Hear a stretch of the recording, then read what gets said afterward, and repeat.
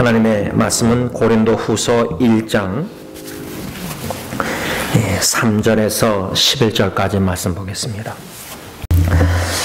이번 주 월요일 우리 김정희 집사님 카톡 연락을 받고 그 사마리탄 응급실에 누워 계시는 김기아 집사님 찾아뵙습니다. 응급실에서 잠시 김기아 집사님과 저와 둘만 있을 때에 집사님의 누워 계신 주무시는 모습을 보면서 첫째는 푹 주무시는 모습이 너무 감사했습니다. 불면증으로 많이 시달리시는데 그래도 푹 주무시고 계시니까 그게 감사했고요. 두 번째로 제가 김기아 집사님 누워 계시는 모습 보면서 집사님이 1938년도 생이신데 우리 원로 목사님 사모님이나 또 김창국 집사님이랑 또 고 김동윤 집사님 네 분이 다 38년도 생이시라서 김기아 집사님을 보면서 다른 세 분도 함께 생각이 났습니다. 특별히 고 김동윤 집사님 생각할 때 아무래도 그 마지막 순간은 잊혀지지 않는 것 같습니다. 윤 장로님과 함께 사역을 다 마치고 양론에 찾아뵀을 때 이미 서춘훈 목사님과 친척들이 모여서 예배를 드리고 있는 중이었습니다. 들어갔을 때 서 목사님이 예배를 인도하시다가 아마 그때 말씀을 전하고 계셨는데 담임 목사가 왔으니까 설교 후에 이제 대표 기도를 하라는 말씀하셔서 말씀 전하시네 이제 다가가서 김동현 목사님 손잡고 기도를 했습니다. 예수님의 이름으로 기도합니다. 아멘 했는데 그 첫째 따님이 아빠 옆에 앉아서 코에다가 이렇게 손을 대니까 숨을 쉬지 않으니까 돌아가신 것 같다 이런 식으로 말해서 간호사 불러서 이제 청진기 하니까 이제 숨을 거두셨습니다. 아무래도 마지막 떠나는 그 순간 모습은 잊혀지가 않습니다. 특별히 저는 2019년 한 해를 뒤돌아볼 때 1월 달에 참 소천하신 분들의 그 예배를 인도하고 드리면서 참 마음이 참 무거웠습니다. 그래서 제가 지난주일 영어 예배 때도 I was overwhelmed. 너희들 앞에서 내가 설교하면서 엉엉 운 거 기억하냐 그러니까 우리 패치 형제가 맨 앞에 앉아서 기억난다고. 그 1월 달에 왜 이렇게 마음이 무거웠을까? 아무래도 유정숙 권사님이나 장인어른이나 또 몽골에 참 24살밖에 안 되는 젊은 전도사님의 떠난 사진들이나 장례식 동영상 이런 걸 다 보고 여태까지 10년 동안 여러분들의 장례 마지막 떠나시는 모습을 섬기시는 그 프리빌리지 특권을 누렸는데 그만큼 한 해 한 해 떠나신 분들의 마음의 사랑의 추억 그 추억은 제가 치매가 걸리지 않는 이상은 그 마지막 모습들은 잊혀지가 않습니다. 아마 그래서인지 금년 시작하면서 1월 달에 떠나신 분들을 생각할 때 참 마음이 겉으로는 괜찮은 줄 알았는데 또 제 스스로 제가 괜찮은 줄 알았습니다. 여태까지 하나님의 은혜로 견뎌내고 또 소망이 있으니까 믿음, 부활의 믿음. 그런데 모르겠습니다. 아직도 잘 모르겠지만 왜 그분들의 떠나심이 1월 달에 그렇게 마음이 다른 분들의 때도 그랬지만 왜 이렇게 무거웠는지 모릅니다. 그런데 한 해를 뒤돌아보면서 1월 달은 그렇게 오버웨밍 무거움으로 시작했지만 지나 11개월을 지나오면서 하나님께서 어떻게 눈물 흘렸던 자를 닦아주시고 위로해주시고 여러분들이 지금 느끼셨는지 모르지만 오늘 불렀던 모든 찬양이 그 주제가 평화와 위로라는 찬양이었습니다. 아마 1박 2일 이렇게 12번 기도에 우리가 금토하면서 똑같은 평화 위로 주제로 한 주제로 찬송을 다 부른 적이 없었던 것 같습니다. 그런데 오늘은 부르고 싶었습니다. 물론 현재 여러분들 마음속에 진정한 평화가 없을 정도로 가정과 여러 가지 삶 속에 어려움과 또 마음의 무거움이 있을 수 있습니다. 또 신경 쓰고 스트레스 받고 그런데 오늘 이 사도 바울이 고린도교에 쓴 편지 내용 중에 3절 하반절에 모든 위로의 하나님, 우리 하나님은 모든 위로의 하나님이시고 4절에 우리의 모든 환난 중에서 우리를 위로하사, 모든 위로의 하나님이 바울을 환난 중에 위로하시되 우리로 하여금 하나님께 받는 위로로서 모든 환난 중에 있는 자들을 능히 위로하게 하시는 이시로다. 저는 이번 주 새벽기도회 때 이 고린도후서 1장뿐만 아니라 이 고린도후서에서 2번이나 바울이 위로의 하나님에 대해서 편지를 쓰는 내용을 이미 설교하고 묵상하고 설교했었습니다. 그런데 다시금 묵상하면서 이 3절과 4절, 특별히 4절 말씀에 근거해서 하나님이 1월 달에 오병이어 무거움 속에서 울었던 나를 11개월 지내오면서 어떻게 나를 위로하셨는가? 그 하나님이 저를 위로하셨고 제가 받은 그 하나님의 위로로 혹여나 환난과 고통, 역경 가운데 무거움 속에 있는 성도님들을 하나님 저를 통해서 능히 위로하실 수 있는 하나님이시니까 저를 위로하셨듯이 위로받은 자가 하나님께서 저를 통해서 오늘 말씀을 통해서 성도님들을 위로케 하여 주옵소서. 이런 마음 자세로 오늘 말씀을 다시금 읽고 이렇게 말씀을 전하는 것입니다. 제가 고 김동인 집사님이나 또 여러 교회 떠나신 분들을 생각날 때에 참 고 김창영 목사님께서 그 암투병 중에 아내랑 찾아뵀을 때 아내가 그 아드님 며느리 모세 애나하고 바깥에서 대화할 때 병실에 저 혼자 들어가서 누워 계신 목사님을 뵀을 때 여전히 떠나실 때까지 계속 농담하고 웃고 그냥 자연스럽게 했습니다. 대화를. 어쩔 때는 한번 떠날 때는 서로 이렇게 손을 확 잡고 승리하고 이렇게 헤어진 적도 있었습니다. 근데 그날은 저에게 아내랑 찾아뵀을 때는 1:1 있었을 때 금요일, 토요일 입관 예배와 또 이젠 발인 예배, 하간 예배 이 모든 세 예배를 부탁을 했습니다. 저한테. 입관 예배는 그래도 저에게 신방 목사님이셨기에 담임 목사인 조카지만 저에게 부탁하시면서 성경 본문을 주셨습니다. 그 본문도 평생 잊지 못하십니다. 이사야 40장 1절에 너희는 위로하라, 내 백성을 위로하라.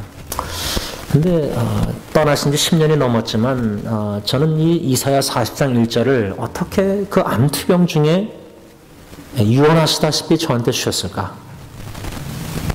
자기가 이제 암으로 하나님이 불러가실 수도 있다는 그런 마음 준비 가운데서 그러면 자기 자신과 자기 배우자, 자녀들을 이렇게 며느리 생각할 수 있는데 자기의 장례식 입관 예배에 참석하는 조문객들을 내 백성을 위로하라. 너희는 위로하라. 내 백성을 위로하라.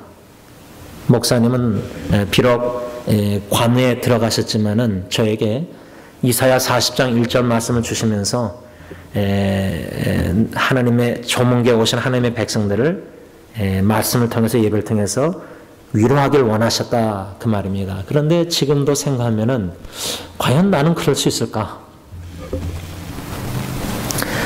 오늘 본문에 읽은 말씀 중에 8절 하반절에 힘에 겹도록 심한 고난을 당하여 살 소망까지 끊어지고 9절 우리는 우리 자신이 사형 선고를 받은 줄 알았다.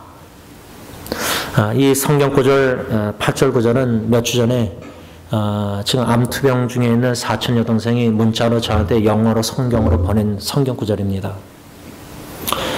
제가 이 성경 구절을 받고 읽었을 때하고 암투병 중에서 힘에 겹도록 고난 중에 투병 중에 있는 그 자매가 이 말씀을 붙잡고 하나님께 아버지께 부르짖는다고 생각할 때 그 자매가 이 말씀 붙잡고 간구하는 그 심정과 저의 심정은 다릅니다. 이번에 위내시경하고 피소변 검사하고 왔는데 결과가 어저께 나왔는데 다 좋다고 하지만 한 가지 이제 뭐 콜레스테롤 레벨가 좀 올라갔다 이렇게 하는데 그 올라간 거 하나 가지고도 인터넷 뒤져보면서 어떻게 음식 조절해야 되나 찾아봤는데 찾아보면서 부끄럽고 죄송했습니다. 미안했습니다. 사촌 동생한테. 콜레스테롤 레벨 하나 가지고도 이런데 키모테라피를 그렇게 두세 달 했는데 암이 5cm에서 8cm 더 커졌다면은 그 소식을 들었을 때 그 마음 심정이 어땠을까? 사도 바울은 사형 선고 받은 자처럼 힘에 참 너무나 힘에 겹도록 심한 고난을 당해서 살 소망까지 끊어졌다. 그 정도로 극심한 환난 중에 있었다는 겁니다. 그런데 사도 바울이 5절에 뭐라냐면 그리스도의 고난이 우리에게 넘친 것 같이 그리스도의 고난이 바울에게 넘쳤는데 어느 정도로 넘쳤느냐 살 소망까지 끊어지고 사형 선고 받은 것처럼 그 정도로 그리스도의 고난이 넘쳤다는 겁니다. 우리는 그렇게 고난이 넘치는 걸 좋아하지 않습니다. 기쁨이 넘치고 행복이 넘치는 걸 원하지 그리스도의 고난 그 고난이 이 정도는 넘쳤다는 겁니다. 그런데 사도 바울이 5절의 하반절 뭐랬죠? 우리가 받는 위로도 그리스도로 말미암아 넘치는도다. 고난이 넘칠수록 하나님의 그리스도 안에서 하나님의 위로도 넘친다는 겁니다. 어떻게 이렇게 편지를 쓸 수 있을까? 어떻게 이렇게 설교를 할 수 있을까? 어떻게 이렇게 자녀들에게, 배우자에게, 또 주위에 고통당하는 지체들에게 위로한답시고 이런 말씀을 진정 소화시켜서 진정 깨닫고 진짜 은혜 받고 금년 안에 2019년 뒤돌아볼 때 참 힘겹고 뭐 사형 선고까지는 아닐지라도 살 소망이 끊어지진 않았죠. 아직도 희망이 있죠, 우리는. 근데 생사의 갈림길에서 이원하다시피 성경 본문을 주시면서 또 조가 대신 조사를 부탁하셨습니다. 그래서 김창만 지사님이 조사하신 걸로 기억하는데 어떻게 자기의 장례식에 오는 사람들을 죽기 전에 위로할 생각을 할 수가 있냐 이 말입니다. 내가 지금 힘든데, 내가 지금 죽겠는데, 내가 지금 사형 선고 받았는데 죽기 아니면 살긴데 생사의 갈림길에서 어떻게 팔이 안 들어서 내가 힘들어서 내가 아프고 나를 찾을 나 중심이 될 텐데 찾아오시는 분들. 그래서 제가 LA 친구, 오래된 친구 중에 목사 아들이 하나 있는데 그 어머님 사모님이 장례식 때 한번 갔는데 제가 놀랐어요. 아마 제가 81년도부터 장례식을 증조 할머니 때부터 다녔는데 그 친구 어머님 사모님이 장례식 때 이 주보를 제가 들어가서 딱 받았는데 주보에 돌아가신 분이 살아생전에 편지를 썼더라고요. 전문객들한테. 참 그분이나 그 사모님이나 김창 목사나 저는 이 두 분을 잊지 못하는 게 생사의 갈림길에서 하나님이 불러가서 자기가 죽으면은 조문객들을 어떻게 하면 위로할까? 본문 주시고 사모님은 편지를 써서 장례식 주보에다 올렸다는 겁니다. 우리 그 평화의 노래 아시죠? 위로받기보다 위로하는 사람 우리 되고 싶잖아요. 근데 하나님의 위로를 내가 받지 못하면요, 내가 환난 중에서 살 소망이 없고 힘들고 이러면은 다른 사람 위로 못합니다. 그래서 사도 바울이 4절에 우리의 모든 환난 중에서 우리를 위로하사, 왜 우리를 바울을 위로하셨죠? 우리로 하여금 하나님께 받는 위로로서 모든 환난 중에 있는 자를 능히 위로하게 하시는 이시로다. 우리 하나님은 위로의 하나님, 나를 위로하시고 환난 중에 위로받는 나를 통해서 또 다른 환난 중에 있는 형제자매를 능히 위로케 하시는 하나님이시라는 거예요. 우리를 위로해 주시고 거기서 끝나는 게 아니라, 나만 위로받는 게 끝나는 게 아니라 위로받는 나를 통해서 또다시 위로하는 위로의 도구로 우리를 쓰기 원하신다는 거예요. 그래서 오늘 저는 금년 한 해를 돌아보면서 하나님이 저를 위로하셨는데, 특별히 고린도 베드로 전서 5장 10절. 이 말씀을 수요기도 때랑 새벽기도 때 나눴습니다. 여러 번. 주일날도 나눴습니다. 하나님께서 이스라엘 백성들을 잠시 고난을 당하게 하시지만 little suffer, little while. 그러나 restore you. 한국 성경에는 온전하게 하신다 그랬는데 하나님이 저를 어떻게 위로하시느냐. 사랑하는 자녀를 위해서 간구하는 가운데 약속의 말씀을 성취해 나아가시되 restoring love. 온전케 하시는 그 사랑. 잠시 고난 받지만 여러분들도 잠시 고난, 지금 보면 그 당시 고난 받을 때는 너무 고난이 길어 보이잖아요. 한 시간, 하루가 너무 힘들잖아요. 근데 하나님이 거기서 건져주셔서 뒤돌아보면은 평화를, 위로를 받으면 뒤돌아보면 그 2년, 3년 그때는 그렇게 시간이 안 가고 너무 힘들었는데 지나고 나면은 이렇게 간증 고백하신 있잖아요. 그렇죠? 잠시 고난 받았지만 온전케 하시사, 즉 영어로는 restore you, 회복해 주시겠다. 고난 중에 있는 이스라엘 백성을 회복, 어떻게 회복? 영어로 strong, steadfast and firm. 강하고 견고하고 털을 굳게 해주시겠다. 그런데 추수감사절 목요일날 가정예배 식사하고 드릴 때 나중에 깨달았습니다. 그때서야 깨달았습니다. 여태까지 2, 3년 깨닫지 못하다가 그때서야 깨달았습니다. 자식을 위해서 이 말씀 주셔서 붙잡고 기도해서 기도응답을 하시는 걸 경험함으로 회복의 사랑을 경험해서 위로받았는데 그 기도 제목이 자식에게 주신 약속의 기도 제목뿐만 아니라 기도하는 가운데 저를 강하고 견고하고 털을 굳게 하셨다는 겁니다. 1월달에 보면 그렇게 설교하면서 영어 예배에서 엉엉 울던 사람이 이렇게 1월, 12월 첫째 주 금요일날 여러분들 앞에서 평화 위로 찬양을 4-5 찬양을 불렀지 않습니까? 이사야 51장 12절 보면 하나님이 이렇게 말씀합니다. 너희를 위로하는 자는 나연을 이스라엘 백성들을 위로하는 자는 나연을 2번이나 나다 I'm the one who come for you. 너희를 위로하는 자는 나연을 또 이사야 66장 13절 보면 어미가 자식을 위로함 같이 내가 너희를 위로할 것인지 너희가 예루살렘에서 위로를 받으리니. 어미가 자식 위로하는 거, 사랑하는 자식 눈물로 기도하고 사랑하지만 솔직히 어미도 자식을 잘 위로 못합니다. 최선을 다해서 위로한답시고 하지만 부모 입장에서는 사랑으로 위로한다고 했지만은 받는 자식이 위로를 받을 수도 있고 못 받을 수도 있습니다.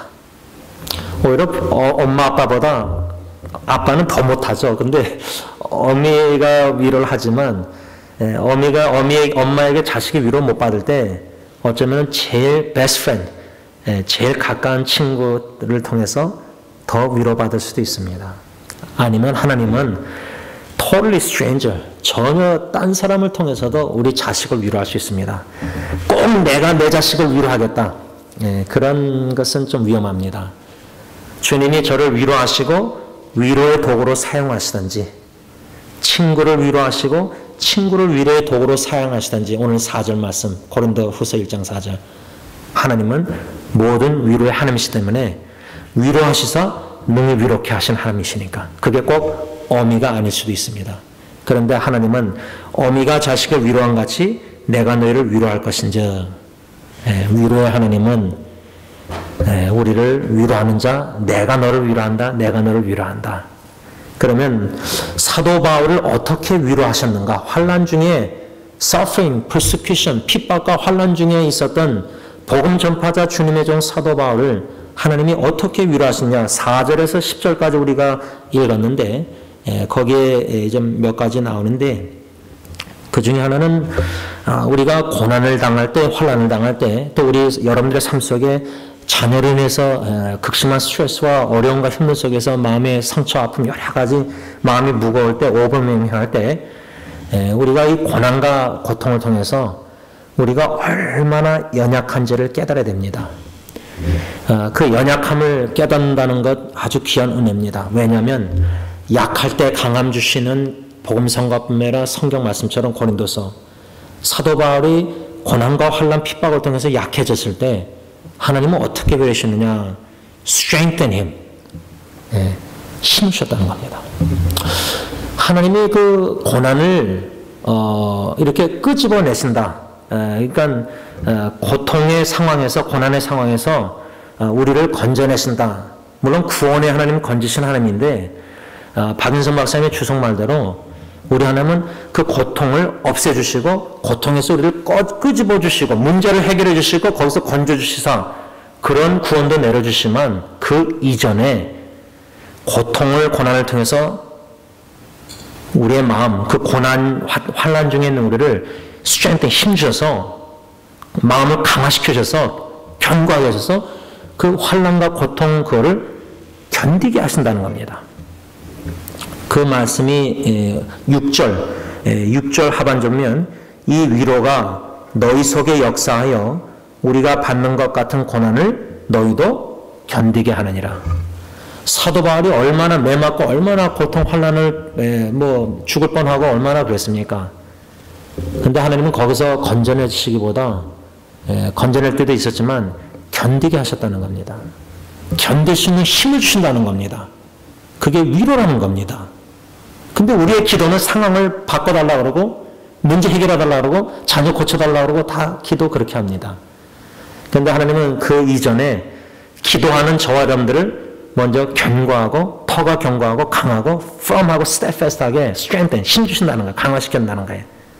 이 위로를 오늘 삼아야 된다 그 말입니다. 또한 하나님께서 이렇게 바울을 힘 주시고 견고하고 강화시키고 견딜 수 있도록 도와주셨을 뿐만 아니라 그에게 용기를 주시고 담대하게 하셨다. courage. 나이가 들면 들수록 여러모로 약해지는 가운데 정신 마음도 용기와 담대함이 많이 약화됩니다. 사도 바울이 복음 전함에 있어서 생명을 걸고 핍박 속에서 용기를 잃을 수 있었고 충분히 boldness, 담대함도 잃을 수 있었습니다. 그런데 하나님은 강화시켜 주시고 힘 주셔서 용기 있게 담대하게 예수 그리스도의 복음을 죽기까지 전하게 해주셨다는 겁니다. 그 위로의 하나님이 저와 여러분들을 위로하시사 동일하게 위로의 도구를 쓰시는데 오늘 5가지 짧게 위로의 목적이 뭐냐? 위로의 목적이 첫 번째로 6절 하반절 읽었지만 견디게 하시고자 우리를 위로하시는 목적은 견디게 하는 거고 부모가 어미가 자식을 위로할 때 자식을 거기에 문제에서 다 해결해 주는 엄마가 아니라 그 어려운 환경을 견딜 수 있는 자녀로 위로하는 겁니다. 위로의 목적은 견디게 하는 겁니다. 견딤. 두 번째 위로의 목적은 7절 상반절 보면요. 사도 바울이 너희를 위한 우리의 소망이 견고함은 두 번째 위로의 목적은 소망을 견고하게 하는 겁니다. 근데 여러분 많이 낙심하고 자포자기하는 힘이 지쳐서 이런 지체들 보면은 희망이 너무 심해졌습니다. 희망의 메시지를 줘야 된다. 소망. 김도전 장로님이 돌아가시기 전에 그 암투병 중에 저한테 그때 찬송가 82장 통합 나의 기쁨, 나의 생명, 나의 소망 그 찬양을 불러달라고 한 게 잊히지 않습니다. 저는 그래서 지금도 예수님은 나의 기쁨, 나의 생명, 나의 소망 됐습니다. 나의 소망. The Lord is my hope. 그래서 시편 42편, 43편 붙잡고 기도할 때 낙심될 때 제 자신 때문에 내 영혼아 지원아 너는 왜 불안하고 왜 낭망해야 하는고 너는 소망을 주님께 두라. Put your hope in God. 소망을 견고하게 해주는 게 위로의 목적이라는 겁니다. 두 번째로. 세 번째로 소망의 위로의 목적은 8절 9절인데 9절 하반절 보면요. 사도 바울이 살 소망이 끊어지고 사형 선고 받은 줄 알았을 때 그 목적이 뭐냐. 9절 하반절. 이는 우리로 자기를 의지하지 말고 오직 죽은 자를 다시 살리시는 하나님만 의지하게. 위로의 목적은 하나님만 의지하게 만들어야 되는데 지금 암투병 중에 사촌동생이나 그 언니나 보면은 자기가 이제 언니는 강한 줄 알았는데 수영한 줄 알았는데 지금 많이 broken, 깨지고 있습니다. 너무나 어려움을 당하고 있는데 우리가 내가 강하고 내가 나를 의지하고 내가 뭐 이런 문제 해결하고 가정 문제, 자녀 문제 다 할 것 같아도요. 그래서 하나님이 뭐 응답해서 문제 해결되면 좋지만은 계속 문제 해결이 안 되는 게 있습니다. 아무리 해봐도 해결 안 됩니다.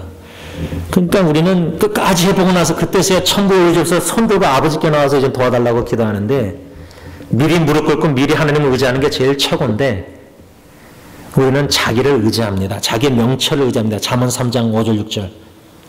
딱 문제 터지면 자기 명철을 의지합니다. 자기 경험, 자기 인맥, 자기 리소스를 의지합니다. 먼저 무릎 꿇고 하나님께 기도하는 습관이 잘 안 돼 있습니다. 뭐든 작은 것부터 큰 문제까지. 그러니까 작은 문제는 자기가 해결하지만 큰 문제, 더 큰 문제, 내가 이제 더 이상 감당할 수 없을 정도로 큰 산과 같은 절벽 같은 이런 큰 문제들, 그때서야 사형 선고 받은 줄 알았을 때요, 살 소망이 끊어졌을 때요, 그때서야 소망 되신 주님, 그 하나님만을 의지한다. 그래서 위로의 목적이 그 문제를 자기가 막 해결하려고 막 노력하는 게 보여요. 근데 그게 우리가 어떻게 위로할 수 없지만은 이제 끝까지 가다 보면은 이제 막 손들 때가 와요, 사람들이. 이제 더 이상 자포자기까지 와요. 힘이 다 빠졌어요. 이제 물에서 수영 못하던 사람이 막 살아보려다가 아마 그 라이프 세이버 살려주는 사람들도 그래서 어느 순간은 놔둔대요. 그래서 이 사람이 혼자 막 하려다가 도와주다가 같이 빠져 죽는데요. 그러니까 막 헤엄쳐서 지가 살아보려고 하다가 힘 빠질 때 그때 가서 좀 건져낸대요. 저는 그게 참 예화가 설득력이 있다는 게 하나님도 우리 힘을 의지해서 막 문제 해결하려고 막 발버둥 치다가 힘 다 빠지고 이제 두 손 들고 기도하고 울부짖고 나오면은 그때 이제 하나님이 도와주시는 것 같은데 위로의 목적은 세 번째로 하나님만 의지하게 만들고자 하고자. 네 번째로 위로의 목적은 10절입니다. 그가 이같이 큰 사망에서 바울이 큰 사망에서 우리를 건지셨고 또 건지실 것이며 이후에도 건지시기를 그에게 바라노라. 네 번째로 위로의 목적은 이 구원의 확신, 건짐의 확신.